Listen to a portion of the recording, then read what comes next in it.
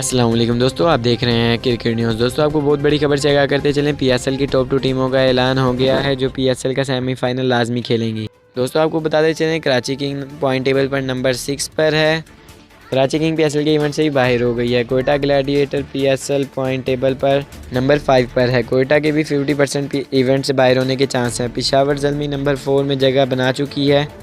Number 3 पर है Islamabad United. Islamabad United ने 4 मैच जीतकर नंबर 3 पर पोजीशन हासिल की है पॉइंट टेबल में। नंबर 2 पर है मुल्तान सुल्तान। मुल्तान सुल्तान ने क्वालिफायर मैच के लिए क्वालिफाई कर लिया है।